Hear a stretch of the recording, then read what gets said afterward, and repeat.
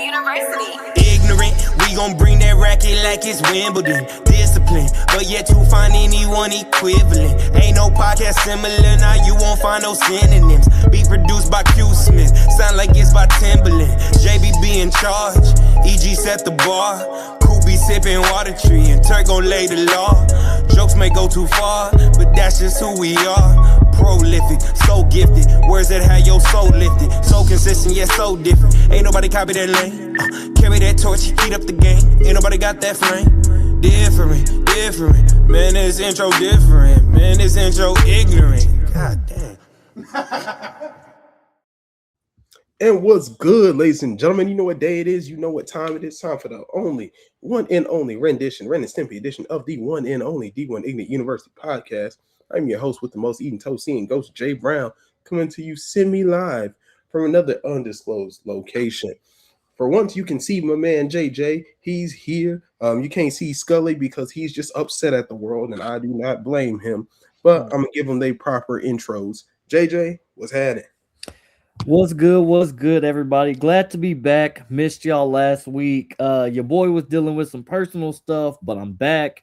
Still sore, but I'm back. But to kick off the show, JB Scully, I didn't tell y'all this on the pre-show, so this is going to be news to y'all. Y'all want to hear the ignorant shit that happened to me at work today? Please tell me you pulled out. I said at work. At work. I'm just saying, the last time you told me about like this, you're having a second kid. First of all, I did say at work, so get your mind out the gutter. Second of all, for those of you that don't know, it's summer camp season. I'm still dealing with the youth of America, and I'm scared, genuinely scared, because today we had our first field trip, mini field trip. We went to the pool. Oh, that sounds like fun. Wait, it gets better. I have the older age group, unfortunately, and we were talking about the rules of the pool, had a good time, did our thing. We get back to the center. I'm like, all right, everybody, let's come together. Let's talk about our actual field trip tomorrow, right? I had a 13-year-old raise his hand. Coach. First of all, why are they calling you coach? Can we go to 6-7 flags this summer? I'm going to turn my camera on for that one. Excuse me. Hold on. I beg your pardon. I beg your finest ignorant pardon. Yeah, when I tell y'all I had to take a 5-minute break, like I kid you not, I looked at my boss. I said, with the Baptist finger, I said, I need 5. I don't know how to respond to that one. 6-7 flags? Really? Like, is this what society has boiled down to? Yes, absolutely it is. Absolutely has. You saw the Streamer University stuff. Yeah. And everything that they're doing to get into Streamer University and still not getting in. Yeah. I don't like where we're headed as a society, y'all. I'm just throwing that out there. Me neither. But hey, man, the future. I believe the children are the future, but not these ones. Whitney was not talking about these.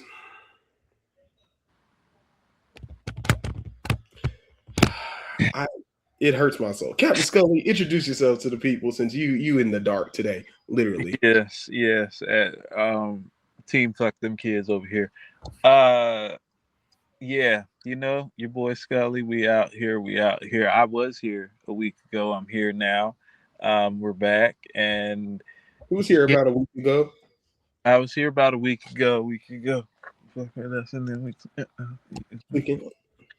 right. But yeah, we like that. And I will be in the Lone Star State in a couple of weeks, so y'all get ready. He will be. Me and JJ are fresh off of our Juneteenth celebration here in the grandest prairie of them all.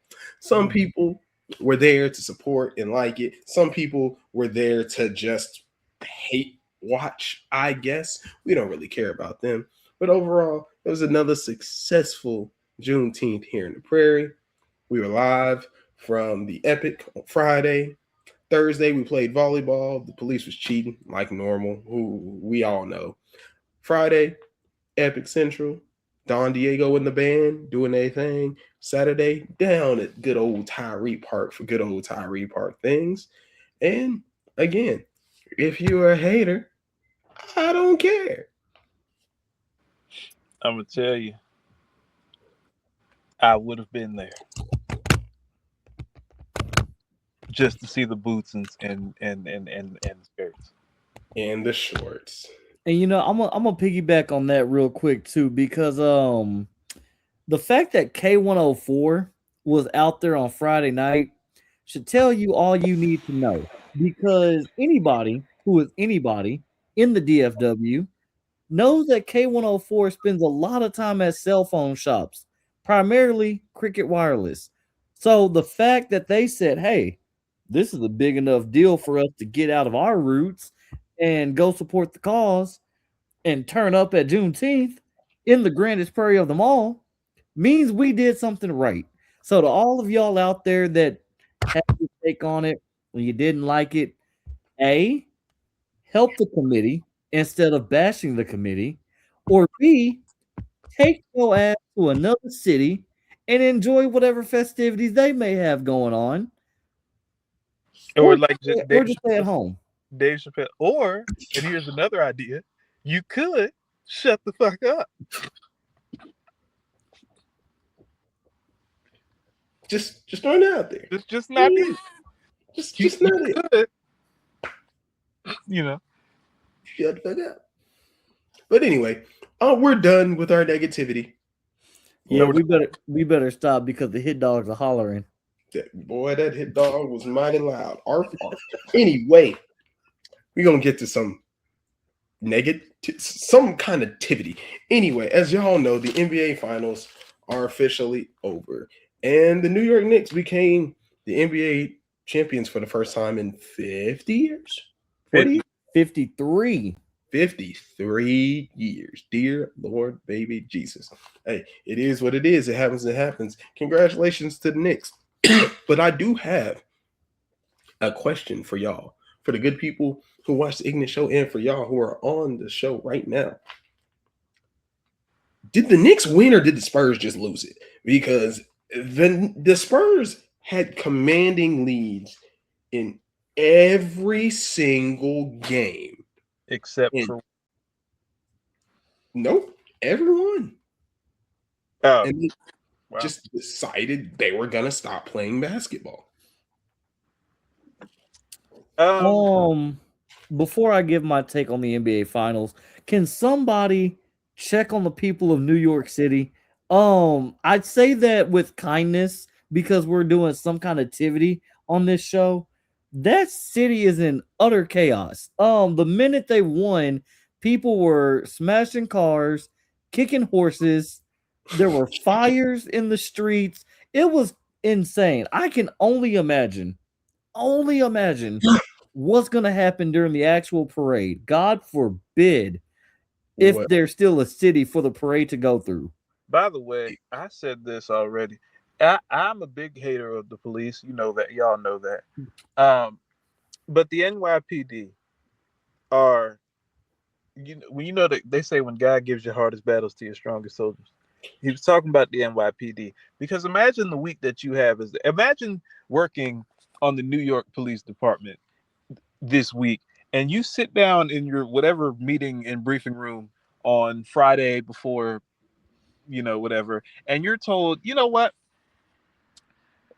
We're going to have the Knicks possibly clinching.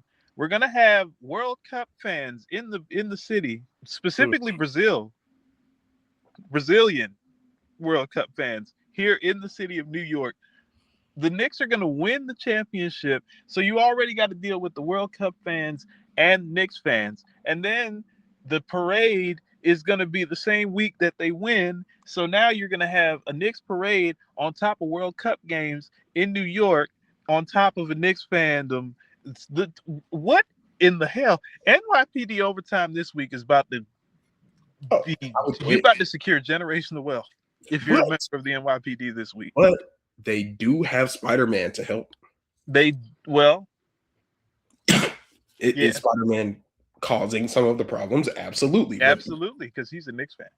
So. He is a Knicks fan, and he wears Timbs and flat bills. He does. Yo, who the fuck is this nigga? Anyway. You know. If you know, JJ was asking, is the city of New York safe? I'm asking, where is Trae Young? Someone get Trae Young the biggest witness protection program budget of all time. He in Washington, D.C. He ain't worried about them. It's not him. The Knicks fans hate Trae Young to the fact of they will find him. And I think they got a new hater now. They hate Wemby more, I think. I think Trae Young's off the hook now. I don't think they hate Wemby. I mean, Jalen Brunson straight up was in a toast talking about fuck Wemby. Yeah, and there was a fan that had a perfectly good shot with an egg on Wemby, and that motherfucker is huge. He's not exactly a small target. You don't get props for hitting him. I mean, to headshot him? Yeah, to headshot him. That's insane. Headshotting him is crazy with an egg, yeah. But weird. But we say all this to say the Spurs absolutely lost. The Spurs absolutely lost this game. And I've been saying that for the last couple of weeks. And I've been sounding like a broken record. And I've been sounding like an old man yelling at the clouds about this is how the game should be played. But now I got numbers. Now I have things to prove. He said, I know I sound like an old man yelling at a cloud, but let me prove that I'm an old man yelling at a cloud by pulling out the old stat book. I'm not ashamed of that. I'm not ashamed because I got the old stat book. So let's go down some numbers, shall we? The Knicks won in 5 games. The only game that the Spurs won was game 3. Cool. Wemby in game 1 shot 2 for 9. In game 2, he shot 2 for 6. In game 3, he shot 2 for 4. In game 5, he shot 2 for 8. And in game 4, he shot 2 for 8. In game 5, he shot 1 for 6. All these are 3-pointers. What is the pattern we see here? The more threes he shoots, the worse the team does. And on top of that, allow me to explain to y'all the number of leads blown by the Spurs. The Spurs were blowing leads like it was Mia Khalifa in 2011. It was humongous. It was stupid. In game 1, they blew a 14-point lead. Lost. In game 2, they blew a 12-point lead. In game 4, they blew a 30-point lead. And to close it out, like they actually had some kind of cojones, they blew a 16-point lead. The Knicks, I mean, not the Knicks. Well, we'll get to the Knicks. But the Spurs, man, had they lost regular, like, had they lost where, like, they were getting dominated or maybe even just not winning in the fourth quarter with, like, maybe even 2 or 3 of those games and maybe you just blow the 30-point lead and then whatever. Like, Wemby, I'm trying to figure out how to say this. A lot of stars have, like, just some of the most heinous moments on their resumes, like LeBron losing to the Mavericks in 2010 and, for example, or like Giannis and some of what he did in Toronto and, like, some of the losses, like Dirk losing to the Heat in 06. Like, there are some just stains on your record. This one is going to stick with Wemby for a long time because, like, the blown leads, and then on top of that, you have, like, all of the foul merchanting and some of the just stuff he was doing with Brunson, and then, like, to go out the way he did with the press, like, see y'all never. Like, Wemby, man, he might be going into his villain art. Like, he might really be straight Homelander with it next year. And you know what? He kind of acted and responded like a 22-year-old kid. Right. That's what he is. That's what he is. He just happens to be 7'5", so, like, no, he can't hide any of it. He can't hide from anything. But the fact that he's 7'5", It's what's pissing me off about this entire thing. Again, old man yelling at clouds. You're 7 feet tall. Why are you taking 9 3-pointers in my game? You know, Why? in this case, you're literally yelling at the clouds because his head is up there. So it's like you're yelling at him because he's already up Why are you shooting 9 3-pointers in this game? there. Ladies and gentlemen, this episode of D1 Ignite University has been brought to you by the number 30. Jamal turns 30 in a few short weeks, and this motherfucker is showing his age. He is showing his age. It's crazy. I hate all of you. Just throwing it out there. Wanted to let it be known. This show is brought to you by the number 30. Because all these niggas are 30. Anyway, back to another point I was trying to make. Oh, here we go again. Soapbox. No, let him go. Let him go. Let him go. Let me go, damn it. Why? Why are we taking that many threes? And the numbers tell you the more threes, the less successful the team is. You shot 9 in game 1, you lost. You shot 6 in game 2, you lost. You shot 4. Shut up, boss man. You shot 4 in game 3, and guess what? You won. And you know what? If you're gonna shoot 4 threes and go 2 for 4, I ain't mad at that.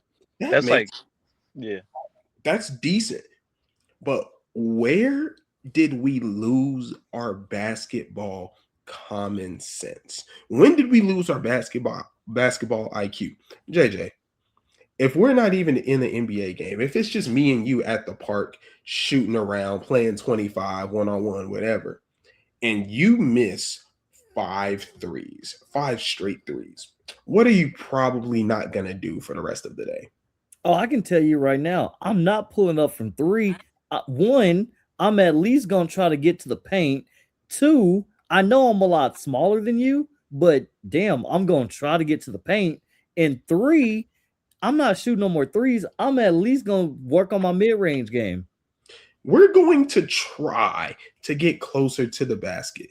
Now, getting put out of the lane, hey, that's another thing. Is there a person alive who can stop Wemby from getting to the elbow, to the mid-range, to the 15-footer? You know what's funny about that exact take? And this is me going on a Wemby rant for just a quick second. The fact that in that closing game, Karl Anthony Towns, Big Purr, as we've referred to him with some people on this show, was in foul trouble. And you mean to tell me you decided to not be aggressive? You decided, oh, I'm still going to try to do my step back, get on the elbow, pull up from deep. No, attack this man. Him, OG Anunoby, and I want to say it was somebody else that was in foul trouble. And y'all did not take this ball to their chest. My other issue is that I have a couple of issues. And most of them are with De'Aaron Fox. De'Aaron Fox, come to the front of the goddamn room. Oh, Lord. You know how poetic it is that Mike, what's the man's name? The coach of the Knicks. Mike Scott, Mike Brown. Not D'Antoni, right? Brown. It's not D'Antoni. That was 2010. We're in 2026. That was Mike Brown was fired from the Sacramento Kings for calling out De'Aaron Fox, just to turn around maybe 2 or 3 years later. No, not even that long. Like a year later or 2 years later, whatever. And win the finals basically essentially off of the back of De'Aaron Fox. I mean, where the hell were you at? And by the way, we've seen this movie play out before in the sense that De'Aaron Fox signed a very massive contract extension that kicks in immediately this year. So I already told some people I know exactly how this is going to play out. They're going to publicly commit to De'Aaron Fox and be like, oh, he's still our guy. He's still our guy, just for it to be like a year or two later, because Dylan Harper clearly was ready. He came ready out of anybody not named Wemby. He was the only other one really that came ready to play, and maybe Stephon Castle too, but especially Dylan Harper played his ass off for the finals. It just wasn't enough and he had some rough moments, but it's time to give him the reins, and I feel like they're gonna try to hold off for De'Aaron Fox as long as they can, but he's gonna be out of there pretty soon in favor of Dylan Harper. My two young guards should not be the two who come to play every night. Outside of Wemby, yeah. It shouldn't be Harper every night. It shouldn't have to be Castle every night. It shouldn't have to be all of that. But instead, Fox screws it up. He gets a great steal. I'm thinking that's ball game. Why are we taking the shot? Why? I need, again, what Why? happened? Basketball common sense. And he said, I thought I could beat him in a foot race. I thought I was faster. You didn't need to beat him. You didn't have to beat him. All you had to do was just hold the ball. And worst case scenario, okay, say you don't take the shot. He was going to foul you with maybe 4 seconds left on the clock. You could had a couple of absolutely free pump throws fake. and you ice it. You could absolutely punt fake and have him just sail over your head and then just get the layup that way, or He get him didn't to foul you. He didn't even need that. He could have got the rebound, gone toward the basket like he did, and then circled back around. At absolute worst case scenario, you waste another second, half second, second and a half, whatever. You get fouled, you go to the free throw line, and you're already up 1, and you can make it up 3. So worst case scenario, they hit an amazing 3 and you go to overtime. But no, we got to make shit more complicated than a blind motherfucker putting on makeup. All we had to do. His hairline, very true.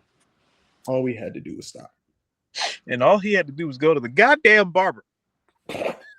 And speaking of that last one, I'm also here to talk about Jalen Brunson. You are not safe. Jalen Brunson, just because you won finals MVP, which honestly and truly, I don't think you deserve, that last shot was horrendous. You need to be thanking OG Anunoby every day. Oh, boss man, that was so unnecessary. That was. Wait a minute. We offered you a chance to come on the show, boss man. And you are in the comment section being like this. Why not be on air? Honestly though, De'Aaron Fox did pull up that man school, Crooklyn, fat man school, Crooklyn. Y'all seen that clip? Y'all know what clip I'm talking about. He pulled up, in, breathe out, breathe in, breathe out, like the nigga scratched his car and he's just ready to start breakdancing before whooping ass. That's how De'Aaron Fox pulled up, and he was playing like it too, just bullshit, just out there playing like we was running fade at the local YMCA. And like nigga, I think the fade was running him. Anyway, yes, it was. Brunson needs you to come to the stand. I need y'all. I said at the beginning of the series, I didn't want the Knicks to win, mainly because they're the Knicks, and 2, because I didn't want to get proven wrong. I didn't want to get proven wrong that the best player on a championship team can't be his size. You got to be 6'4"-ish. He was cooking Wemby the whole series. That's what made it even funnier. Cooking his ass. His ass was getting cooked. And guess what? I'm here to say, your boy's still right. I'm still right. He's not the exception to the rule. Why? Let's not pretend Jalen Brunson played good. Like he played good. He didn't play great.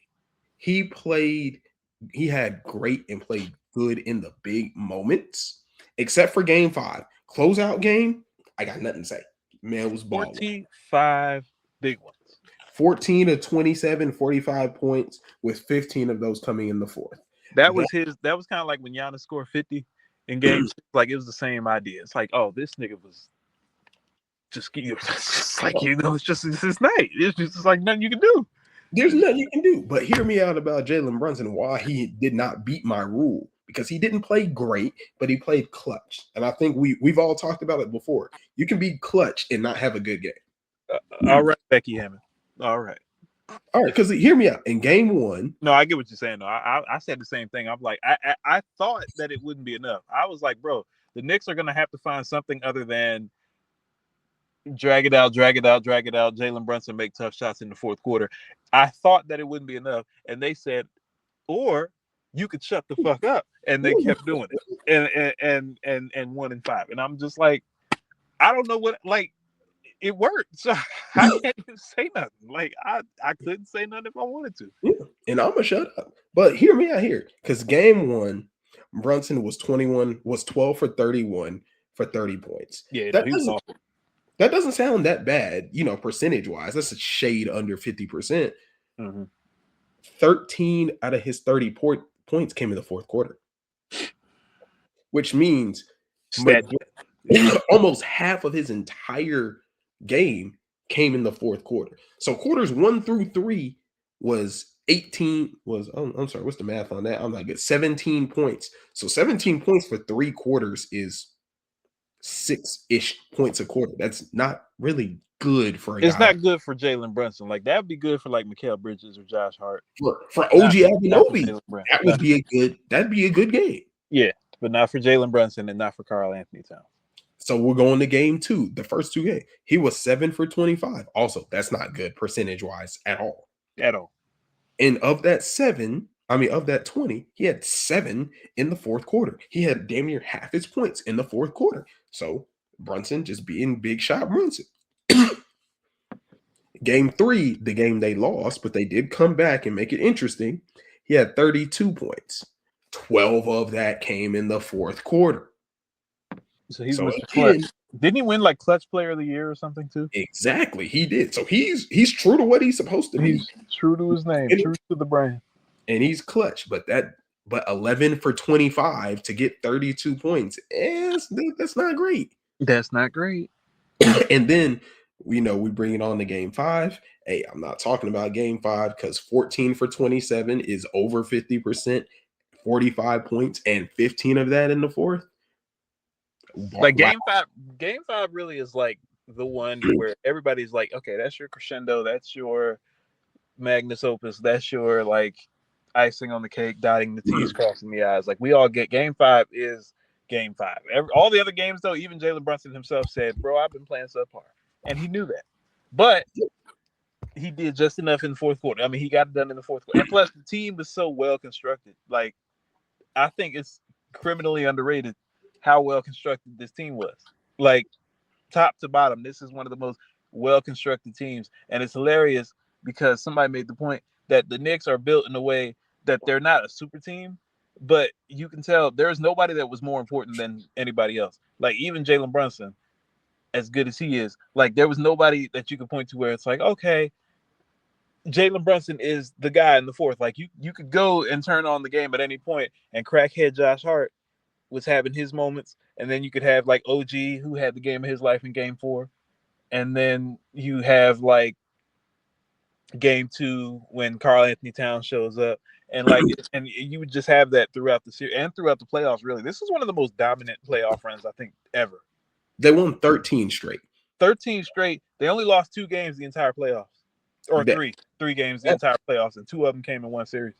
That's 2001 LA Lakers level of dominance. Like it's crazy. And I don't know if that says more about how weak the East is or if that's just the fact that the Knicks are just that good. I'm going to put it somewhere in the middle. That being said, it should be noted how dominant of a finals run this was. Hey, you play who's on the schedule. You play who's on the schedule. Who happened to be it. So also remember, y'all, Jamal was right. Jalen Brunson is not an exception to the rule. He's still not. You still need to be a bigger guy. the nigga got the ring. The only 2 right now are still Steph Curry, Isaiah Thomas. Argue with your mama. The numbers don't lie. Neither did the facts. But speaking of someone who did lie until the judges made him tell the truth, Brenan Sorsby, in case you don't know him, does he count as a former Texas? Yes, he is. He's former Texas Tech quarterback Brenan Sorsby because he was in the building for about a month. A month and a half. Either way, Brenan Sorsby, who was found guilty of gambling, over 9,000 bets placed over 4 years, by the way. Including several on games that he suited up in. Including games. Wreckham Tech. Wreckham Raiders. This nigga was running on, like you said, at this point, the floor ain't slippery. At this point, this is like the steps of a Diddy party. Like this, I mean, like this ain't a slippery slope no more. It's the steps of a Diddy party. Like it was ridiculous that it got to this point. That you check, like, good for you checking into rehab, but this felt like some Friday Night Lights shit. Like this was crazy. This shit didn't sound like it was real. And then not only was he found guilty by the NCAA for whatever that holds up, he was then acquitted by a Texas judge who said he could play after only the 2-game suspension. And then today he decides, I'm just gonna hop in the supplemental draft and end all of this craziness and end all of this and that. And Well, hold on. Let's give the full context. For people who don't understand what happened with the NCAA, he was ruled ineligible, meaning he was done playing college football forever. He was ruled ineligible until they got in front of a Texas Tech alum who was a judge who said, which has happened a couple times. Trinidad Chambliss, it happened with him too. He went in front of a judge in Mississippi and he got able to play, even though he wasn't gambling. It was something else. But that being said, same thing with that basketball player for Alabama who was playing in the NBA, and then you get in front of an Alabama donor and it's like, oh, he can play in college again. The same thing happened here. So they ruled him able, but it got to the point that there was so much pressure from, like, the Big 12 was threatening to sue. You had multiple other programs saying that they will not schedule Texas Tech, and then like other people suing other people. The Big 12 commissioner coming out here putting his 2 cents in, and then it was just madness. And then Sorsby, I think at that point he just realized, like, it was getting to the point where we potentially could have seen some type of, like, maybe if they really wanted to, they could have taken this all the way up to the Supreme Court, which I don't know if that would have happened or not. But, like, it was looking like he would not have seen the field anyway.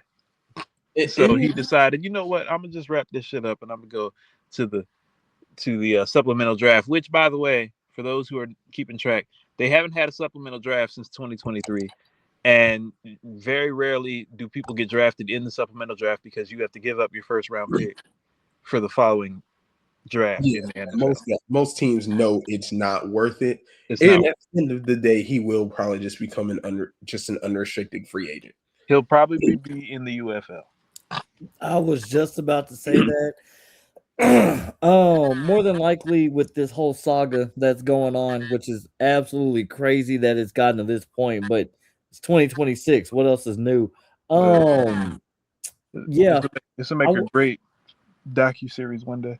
I wouldn't be surprised if we see him get a call up from somewhere like the UFL, maybe the Canadian League, maybe the indoor arena football-esque style league.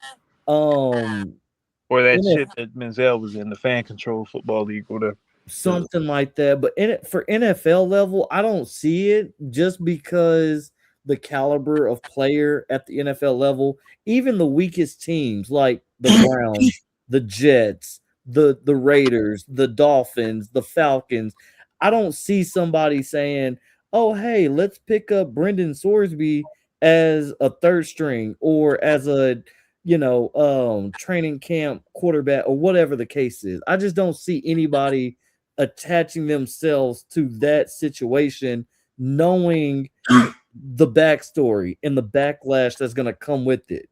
Which is crazy a little bit. On one hand, I was the main one complaining a couple weeks ago that, like, accountability doesn't exist for white men in America. I was one of the main people saying that when he first was found, when they first let him play. But then there's another side of me that's looking at this, and I'm like, now, are we gonna go this hard for when niggas are found beating up women or rapists or Kirby Smart's entire team basically terrorizing the streets of Georgia? Like, are we gonna go this hard again, threatening to not play teams? You know we're not, because sports takes priority over that. They took Roger Clemens to the Supreme Court for steroids. Like, the only reason anybody cares this much is because it affects the game. It affects them, not because they truly care. Because if had any of these other had Brenan Sorsby gone to any of these other Big 12 teams, we wouldn't have been hearing none of that shit. Like, we wouldn't have been hearing nothing. if Brenan Sorsby, all this is the old SMU death penalty. Yep. SMU only got the death penalty because they were SMU and You not were fucking with the money. and not OU. They weren't. It's not they were fucking with the money. They were too small to be messing with the money. Yeah. Texas Tech has plenty of money. We're not denying that. In the football world, they're a little gnat in the grand scheme of things. They're not a big enough name to hold any weight for anyone to care. And that's probably why this ended up going like this, because of that. Because had this been Arch Manning, this nigga would be playing. He would be playing. It wouldn't have even got to the. It probably would never even gotten to us had that been Arch Manning. Had it been Arch Manning, this wouldn't even be a conversation. It'd been like, "Oh, the nigga's playing. Oh, okay. Thank you very much." Zero question. Now, to your point, I halfway disagree. Teams don't want him because they don't want his situation tied to them. He was projected to be a first-round pick this year. Yep. Next year, had he played, he would have been a top 5 pick. Yep. So it's talent is not his issue. At least projected talent is not his issue. Now, I think he's not going to join the UFL or the Canadian League simply because of the timing of all this. Like, Canadian football starts in the summer. So their season is actually about to ramp up if it has not already. I'm not 100% sure on it. Yeah. So it's too cold to play in the winter in Canada. Exactly. So he's not going to be in a UFL. He's not going to be in any arena league. The UFL just ended. The UFL season just ended. That's what I mean. He will be on an NFL roster. If not, he will probably be on an NFL roster this season, because if he doesn't get drafted in supplemental, now he's just a free agent.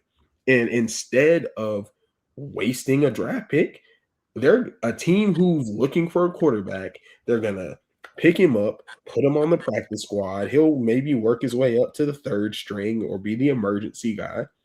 And then they'll see. Yep. And that's what I think is, which is unfortunate because, I mean, he did it to himself. So it's not that like anybody feels sorry for him, but like, bro, like this is the monster that has been created in sports in general with the proliferation of gambling. Like, it used to be that you just had to either go straight to Vegas or find some dark mafia bookie. And now you just got at the hand of your fingers, you got prop bets and FanDuel and all this stuff. And it's literally just, it's a mess, and it's creating this. And my thing is like, it's messing up the game itself, mainly just because, like, when you start fucking with the money, that's when people come for you. And he was fucking with the money doing this. Because, like you said, he was at Texas Tech. If he'd been at Texas, this wouldn't even be a conversation. But had he been in the SEC, this wouldn't have been a conversation. But being at Texas Tech, it messed him up. And also, like, it's crazy because he's probably just the first. I feel like there's gonna be some other folks that come back, because we were wondering, like, we would see little things like, oh, some 4th string cornerback or like some small town basketball player at like a D2 school somewhere that lost their career. We were waiting for like a huge domino to fall. Like, what happens when like a top quarterback or a top star? Here's what happened. This is what it looks like. The mess that we just saw. This is your answer, or at least this is the best case scenario of what it could look like, which is saying a whole lot. And then how are we? The thing is, this is just the first big one that we know about. Exactly. We can't stop the kids from doing it because it's nothing to download it on your phone. They're not validly checking IDs. Brenan Sorsby made his first bet as a freshman, not even 20 years old, 19 years old.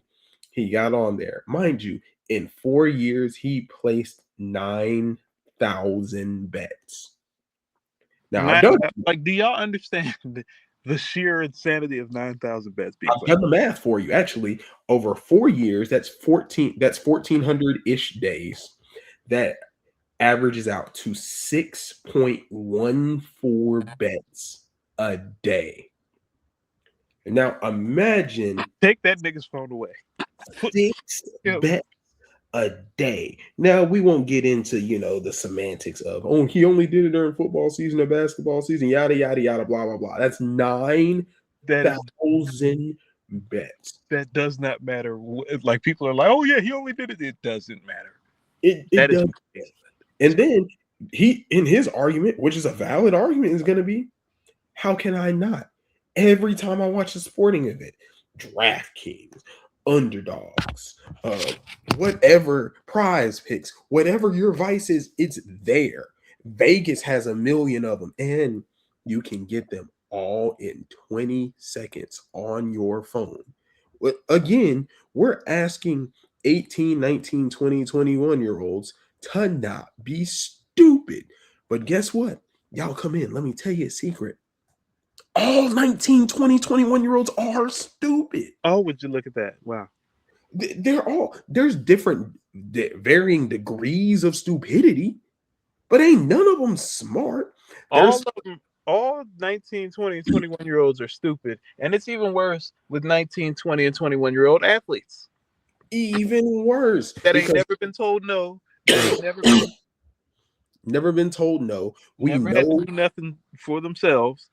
Get all their work done for them. You're handing them $15 million as freshmen with these NIL deals. Like, JJ, at 20 years old, what would you have done with $15 million? Shit. You ain't got to answer, because the answer is that was the answer. I was about to say that and the question would be, what wouldn't I do with $15 million at 20 years old? I do. Niggas talking about what would you do? No, nigga, what wouldn't? Exactly. The question isn't even would you do something stupid? It would be how many things and what would my time limit be? How stupid are we talking? Because when they stupid, how stupid are we talking? How stupid? Because with 15 million, that stupid radar is finna go. Like, nigga, would I have 15 million by the time I left? Is the question. First of all, I wouldn't have 15 million by the end of that year. Well, no. I'd probably at least still have like 10. See, the thing is, I say that all the time too, but I also understand that I ain't much money at one time before. Yeah. Because I'm not gonna lie, if you give me $1,000, which is a lot of money, but not a lot of money, if you give me $1,000, I'm not gonna lie, I might blow 150 of it that day.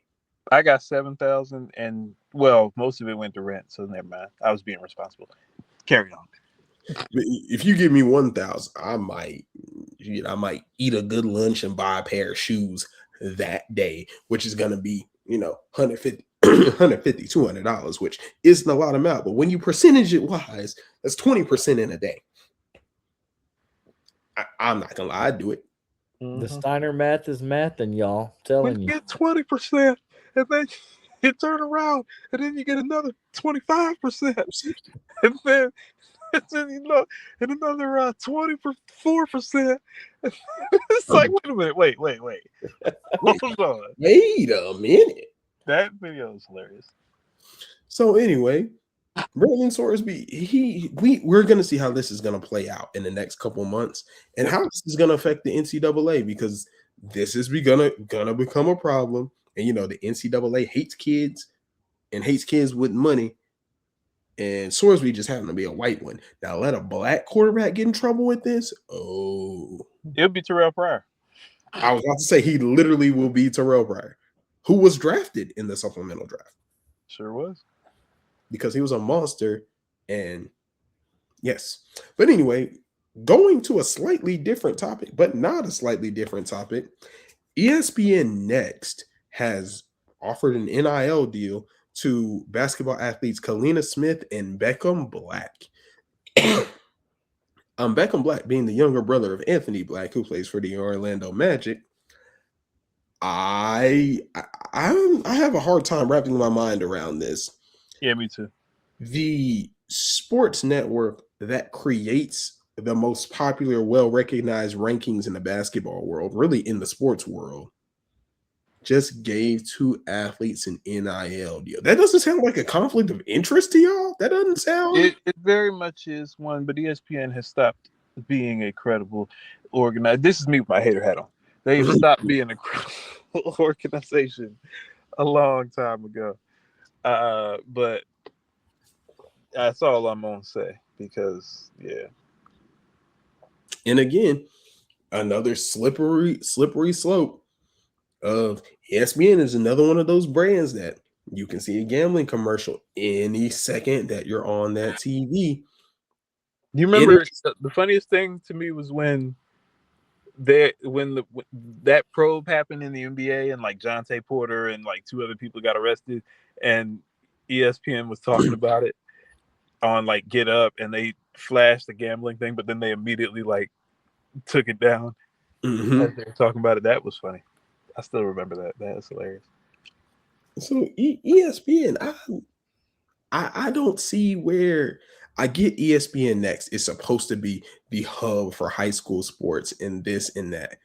I feel like a news outlet, a media source, shouldn't be giving out money. I think ESPN is positioning themselves more so now as like the ESPN we knew growing up is clearly gone. And I know that just working there. I know from the inside that it's been long gone. But I think ESPN now is more of it's like an entity as opposed to like a channel. So like you have ESPN the brand as opposed to like ESPN the channel. So like there's the content creation, there's the other stuff. You know, they obviously have the WWE deal, which is like one of the worst deals ever in the history of anything. And then you have like the content wing, which is what this is. It's like, oh yeah, it seems mostly like a content branding type of deal. And I don't really know how effective it's going to be because I think it also depends on these 2 athletes and where they end up going. Mm-hmm. Because both of them are like top 2. So yeah. And I'm also the NIL for high school athletes is already a slippery slope. It's the first step to a Diddy party. It's the first step of, honestly, is the NIL the NCAA in disguise? Is the NCAA still finding a way to screw over kids with money? Yeah. Because I feel like even though they were so anti-NIL and so this and that, I feel like the NCAA is an inside agent on this. I feel like always been. The NCAA will find a way to screw children over, even when they're doing right by them. They will still find a way. Like just because now they're open up to paying money, they will still find a way. They will still find a way. Because NCAA, because they spent so much time and effort on slave labor, because that's what they are. It literally is. Anytime they actually offer up a smart idea or a good idea, the government tells them, nah, you good. You could have done this 100 years ago, but you chose not to. Because that's really what this is. I'm like, even the Brenan Sorsby thing, I'm like, the NCAA has done this to themselves. Like, I can't even feel bad for them. No, they did the right thing. They've suggested, hey, maybe we should make sure all the NIL lawyers get certified through us or through something else, which makes sense. You know what you got to do to be an NIL lawyer? I mean, I'm sorry, an NIL agent. Most agents are lawyers anyway, but you know what you got to do? Be related to the player at this point. Just say you're one. Yeah. You just get up and just decide, hey, yeah. Just say I have experience negotiating deals. That's all you got to do. Because I'm like, bro, the only thing really that's changed with NIL is just the make money. Everything else is still, the players are still heavily exploited. They don't have any union representation. Like, there's not a players association like in the NFL or in the NBA. Like, there's nobody watching over these deals. Like, there's not like a committee like, hey, this deal might be predatory. You should leave this alone. They don't have none of that. It's just the wild, wild west. There's no one telling these kids they need to file taxes on their own. Yeah. Because these NIL money when they leave. Because these NILs, you're private contractors. You are not an employee. No one has to give you a what's our tax document for employees? 10 W2. The W2. The W2. No one legally has to give you a W-2. You have to get a 1099 and fill it out and have all the right receipts and all the extra shit. JJ, Scully, 2021, did you know anything about a 1099? At 21, yes. Well, you're also in a vast minority there. I knew of a different 1099, but that's Louisiana talking. I thought 1099 was a price. I didn't know anything about other than file my W-2. And JJ, we live in Texas, so we don't have state taxes. So honestly, we can do our W-2 in 10 minutes. Yeah, with us, you got state and federal. I be getting 2 checks every year. Sometimes it's 2 big checks, sometimes it's 1 big check and 1 little one, sometimes it's 2 little ones. But that's state and federal. They don't play about that. See, we ain't got state. So ours can be done in 5-10 minutes, really, because TurboTax.com. Yep, sure is. 2021, we ain't making no real money anyway. Right. So you would get like the refund check from college. That's what I knew. Yeah, and what was your refund? My tax refund check in college was $200, maybe $250. Shit. My 21st, I think my sophomore or junior year, I got like a good $1,300. I think I went to Miami. And again, we was spending it on dumb shit. I wish I'd have saved at least 2. I wish I'd have saved a few of those. Like if I'd have known what I know now, I would have saved a couple of them. Anyway, the NIL, we're gonna see how this works out. And now it's time for Scully's favorite segment of the show that he's been waiting on, because the World Cup and Tanzania just got 40 piece. Go ahead. Tunisia, not Tanzania. I know that. Tunisia. That's a girl. I knew that. They're both in Africa. So I mean, I guess we're racist. Yeah. Yeah. So it's a lot of different things. The World Cup has been very interesting to start out. First of all, my thing is I got an issue that it's been a lot of goal callbacks. There's also the new stupid water break, which has been disguised as like, player safety, and the players get some water because it's hot in the U.S. and in North America, and the players and the safety of the players. When in reality it's just a ploy to get advertising. That's really all it is. Just 3 extra minutes of advertising. That being said, these World Cup games have been lit. Except for Tunisia, and except for Curacao. Curacao got that belt to ass as well. They lost 7-1 to Germany. Like, that's just fucking disgusting. But Tunisia lost 5-1 and immediately fired their head coach. I mean, without hesitation. The nigga, the ink didn't even dry on his contract yet, and this nigga's already out of a job. First of all, they didn't fire him; they deported him. And they're not even in their own country. How do you deport somebody in a different country? That shit is crazy. Do y'all understand what they probably had to go through to get him a visa? Because the United States does not play about non-white countries right now. The United States is a very racist country. We all know that. They were charging niggas up the wazoo to get these visas. Do you know what hell and high water they had to move to get this visa just to fire him?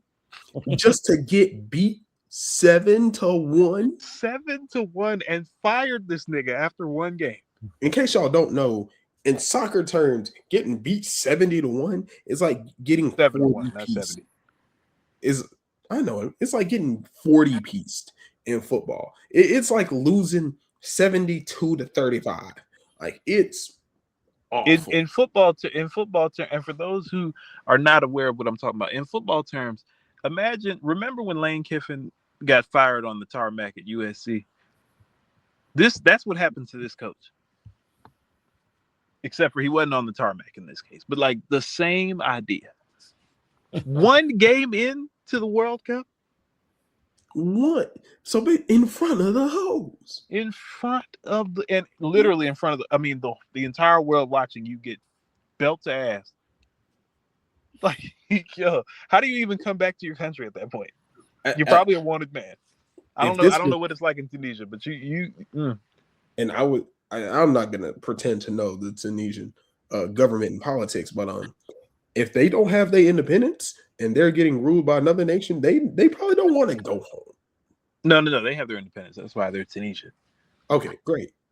I don't think they want to go home. But back speaking to that, World Cup and JJ, this is part of why the World Cup is better. Soccer is just the best sport out there. Soccer rivalries are so much better than, like, for example, we were talking about Texas Tech and Texas earlier. Like, oh yeah, Texas Tech and Texas, and all the Texas schools kind of sort of beef with each other every now and then. They all be throwing shots at each other, even though they don't play each other anymore. And most of the time it's like, oh, somebody has more money than me, or somebody has this, or somebody has that, it's a regional thing, Big 12 rivalries. Someone stole our mascot back in the day. Somebody stole our mascot. Like, we're fighting over the fact that there's a strip of land on one town. Like, just little cute stuff. Like, oh yeah, that's wonderful. Like, OU in Texas is one of the most bloodthirsty rivalries in college football. And it does not touch Serbia and Croatia. No, not even close. Or today, France and Senegal played each other. FIFA was trying to get Israel and Palestine to play like, what are we? Soccer is it's blood feuds. Like, just imagine Belgium plays the Congo. Look, man, the World Cup has been very interesting, to say the least. I'm excited, especially with it being so close to home here in the DFW. But speaking of the DFW, I do want to take this moment to say shout out to the Japanese. You motherfuckers in Japan, y'all cleaned up Arlington better than the Arlington residents. Like, absolutely. Jameis Winston too. Jameis Winston was right there with him. Jameis Winston saw a W and said munch. But yeah, shout out to y'all. Also, that was shout crazy. out to Kansas.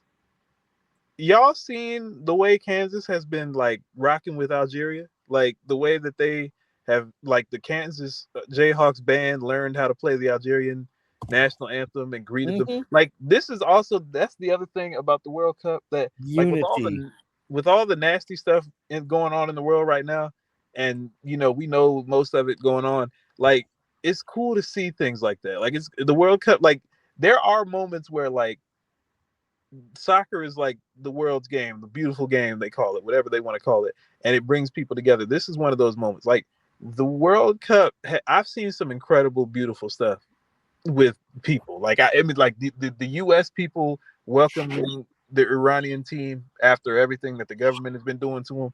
Like, you have all of that stuff. So it's been cool. I'm loving seeing people fall in love with some of the basic American food that we take for granted. Bruh. I've seen British people cry over chili. Now, you will never. Now, I understand it, because you see what British people eat. So, you know what's funny? I saw something about that earlier today on social media. The Dutch, when they were out here, the Netherlands, whatever the fuck, they were going crazy about barbecue. I was like, do y'all not know how many barbecue joints I can name off the top of my hand, and how many barbecue joints in Arlington alone are within a 5-mile proximity of each other? And y'all think this is the greatest meal that you've ever had? Well, I will tell you. Hold on. Now, wait a minute. Now, barbecue is a little different. I can understand. I can understand a little bit. But it's also the fact that, bro, if you gave me a football in any direction from AT&T Stadium, they want to call it Dallas Stadium. That's the dumbest shit in the world. Not doing that. AT&T Stadium. If you gave me a football, I could chunk that bitch in any direction and hit a barbecue place. Yes, that's true. That's true. Like, that's the thing. It depends on what they're crying over. Like, if they're crying over Famous Dave's, sit down. Yeah, but like, if you went to like a hole in the wall somewhere in Arlington, or like if they got introduced to tacos, imagine British people found some authentic Mexican. Granted, they eat beans on you too. Yes, I would cry as well. Or just imagine the Switzerland people walking through the streets of Atlanta and seeing those women. Especially Atlanta had Cabo Verde there. So those women probably fit right in, honestly, being in Atlanta. So you know what I'll say? Some of the greatest parts about world competition is just seeing all the different fans come across from the whole world. Some of them cool, some of them have interesting stories, some of them extremely attractive, and some of them, crazy sports fans are crazy sports fans. Philadelphia is gonna get Brazil and Haiti. Lucky Do bastard. you know how many babies are? Never mind. Brazil and Haiti in Philadelphia. Why did they get that? Now, granted, somebody will be stabbed. Somebody will be stabbed. Yeah. Somebody will be stabbed. But hey, that's Philly. That's a normal day. Be amazing music, and it's going to be beautiful women, specifically the Haitian women. So worth it.